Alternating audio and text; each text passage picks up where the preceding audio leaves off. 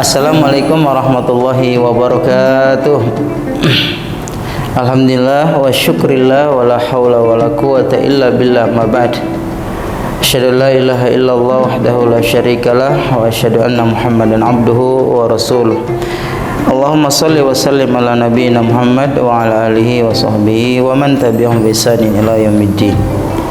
Ma'asyiral muslimin, anak-anak SD Muhammad 11 yang insyaallah sama-sama dirahmati Allah Subhanahu wa taala. Pertama, mari kita senantiasa bersyukur kepada Allah Subhanahu wa taala sampai pada hari ini kita masih diberikan oleh Allah Subhanahu wa taala kesempatan untuk bisa beramal, utamanya beramal di bulan yang sangat mulia, yaitu bulan suci Ramadan. Mudah-mudahan ibadah kita yang telah kita lakukan pada hari-hari sebelumnya diterima insyaallah, dan kita juga berharap mudah-mudahan kedepannya diberikan kekuatan oleh Allah sehingga kita bisa melaksanakan ibadah kepada Allah Subhanahu wa taala dengan penuh kesungguhan dan kekhusyuan. Ma'asyiral muslimin, pemirsa YouTube, khususnya anak-anak SD Muhammad 11 yang saya cintai karena Allah Subhanahu wa taala.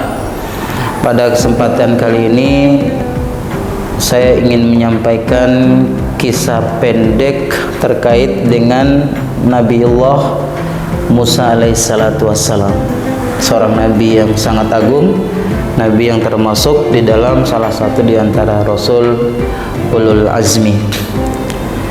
Ketika Nabiullah Musa alaihissalatu wassalam diperintahkan oleh Allah Subhanahu wa taala untuk melakukan hijrah keluar dari kota Mesir, maka dengan ketundukan yang penuh Nabiullah Musa alaihissalatu wassalam kemudian melakukan apa yang diperintahkan oleh Allah Subhanahu wa taala.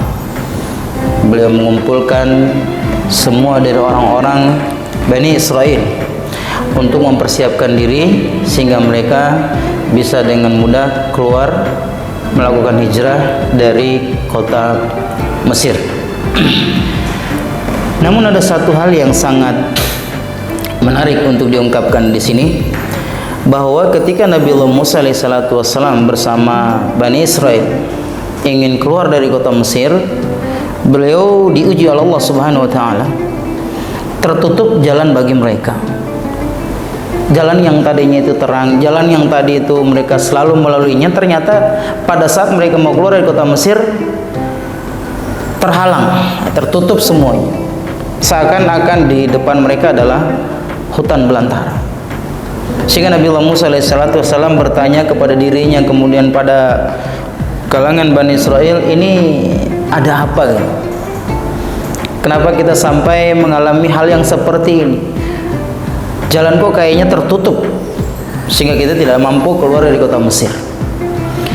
Maka di antara mereka ada yang berkata kepada Nabiullah Musa, "Wahai Musa, sesungguhnya kami dari kalangan Bani Israel pernah melakukan perjanjian dengan Nabi Yusuf alaihissalatu wassalam. Dan perjanjian tersebut adalah kami dari kalangan Bani Israel tidak akan keluar dari kota Mesir tanpa membawa jasadnya Nabi Yusuf. Jadi hanya bisa keluar dari kota Mesir kalau membawa jasad Nabiullah Yusuf alaihissalatu wassalam." Maka kata Nabiullah Musa, kalau begitu di mana kuburannya Nabiullah Yusuf? Maka orang-orang yang ada di saat itu, termasuk pembesar-pembesar mereka, mengatakan bahwa kami sesungguhnya tidak mengetahui di mana kuburannya Nabiullah Yusuf alaihissalatu wassalam. Hanya ada seorang wanita tua yang mengetahui di mana kuburan Nabiullah Yusuf. Maka Nabiullah Musa kemudian memerintahkan dihadirkan wanita tua tersebut. Maka dihadirkanlah wanita itu di hadapan Nabiullah Musa alaihissalatu wassalam. Saat Nabiullah Musa alaihissalatu wassalam meminta untuk ditunjukkan kuburan Nabi Yusuf, wanita tua tadi menolak untuk memberikan informasi kepada Nabiullah Musa tentang keberadaan kuburannya dari Nabiullah Yusuf. Tapi Nabi Musa terus mendesaknya. Nabi Musa terus memintanya untuk memberitahukan kepadanya. Lalu wanita tua itu mengatakan, sampai kapanpun saya tidak akan pernah memberitahukan tentang keberadaan kuburan Nabi Yusuf alaihissalatu wassalam, kecuali kamu mau untuk memenuhi satu permintaan untuk saya. Apa permintaan? Maka wanita tua itu mengatakan, saya kepengen hidup bersama denganmu di surga. Bayangkan, satu permintaan dari Nabiullah wanita tua tadi kepada Nabiullah Musa alaihissalatu wassalam.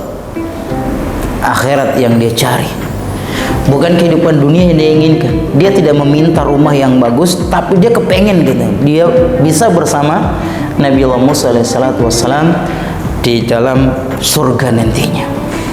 Mulanya Nabiullah Musa menolak, tapi karena dipaksa terus dirayu sama pembesar-pembesar dari kalangan Bani Israel, maka Nabiullah pun kemudian mengiyakan. Begitu diiyakan, maka wanita itu lalu menunjukkan kuburan Nabiullah Yusuf alaihissalatu wassalam. Berangkat mereka ke kuburannya, kemudian mereka gali dan mereka mengambil jasad Nabiullah Yusuf alaihissalatu wassalam. Apa yang terjadi? Jalan yang tadinya gelap, jalan yang tadinya tertutup, kembali terbuka, dan dengan mudahnya Nabiullah Musa bersama kalangan Bani Israel keluar dari kota Mesir. Di saat yang bersamaan, ma'asyiral muslimin rahimakumullah, orang-orang yang berasal dari kelompok Firaun, di mana mereka sudah mempersiapkan dirinya, mempersiapkan kekuatan mereka untuk mengejar Nabi Musa dan menghabisi Bani Israel, termasuk Nabiullah Musa alaihissalatu wassalam. Maka ketika Nabiullah Musa dan para sahabatnya itu berjalan di depan, di belakang diikuti oleh Firaun, yang oleh Allah Subhanahu wa taala menyebutkan dalam Quran surat Asy-Syu'ara surat nomor 26 ayat yang ke-61, falamma taral jam'an, ketika kedua pasukan itu, kata Al-Quran, sudah saling menatap antara satu dengan yang lain, sudah saling bisa melihat.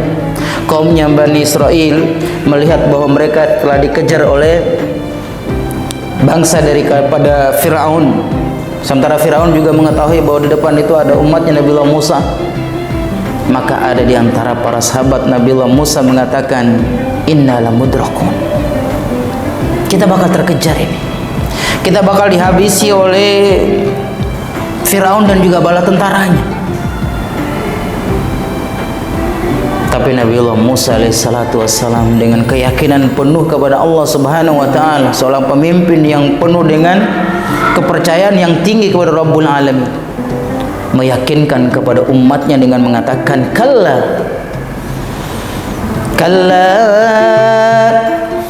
inna ma'iya rabbi sayahdin. Ini sebuah keyakinan yang dikatakan oleh Nabiullah Musa. Sekali-kali tidak, kata Nabiullah Musa, kita tidak akan terkejar, kita tidak akan mungkin dilampaui oleh mereka, karena sesungguhnya Robku bersamaku dan kelak dia akan berikan petunjuk kepadaku. Maka di ayat berikutnya, di ayat yang ke-63, Allah Subhanahu wa taala mewahyukan kepada Nabiullah Musa untuk kemudian memukulkan tongkatnya ke dalam lautan. Begitu tongkatnya dipukulkan ke lautan, maka terbelahlah lautan itu menjadi beberapa bagian. Setelahnya Nabiullah Musa dan bersama kaumnya berjalan sesuai dengan kelompoknya masing-masing. Allah selamatkan mereka sampai ke seberang, dan Firaun yang mengikuti mereka, Allah pun kemudian tenggelamkan mereka. Allah selamatkan satu kaum dan menenggelamkan kaum yang lain. Sampai hari ini ma'asyiral muslimin, bahwa jasadnya Firaun yang tadinya tenggelam sengaja oleh Allah Subhanahu wa taala lalu dilemparkan ke darat. Ini sebagai sebuah pelajaran buat kita semua, bahwa dalam menjalani kehidupan kita tidak boleh sombong sebagaimana yang telah dilakukan oleh Firaun dan juga bala tentaranya. Barangkali ini yang dapat saya sampaikan pada kesempatan kali ini. Terima kasih banyak, mohon maaf atas segala kekurangan. Wabillahi taufik wal hidayah. Wassalamualaikum warahmatullahi wabarakatuh. Sesi selanjutnya ada 3 pertanyaan dari Pak Muslim yang bisa dijawab sesuai dengan cerita yang telah disampaikan. Pertanyaan pertama,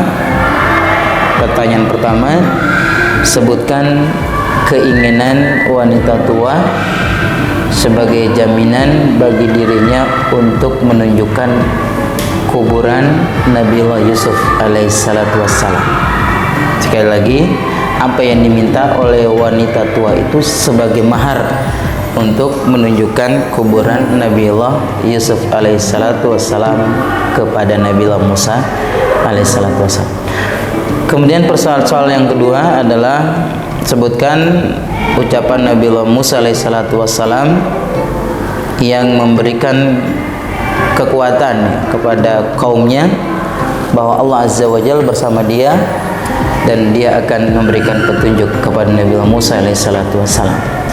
Terakhir, yang ketiga, sebutkan 2 hikmah yang bisa kalian ambil dari kisah tentang Nabiullah Musa alaihissalatu wassalam.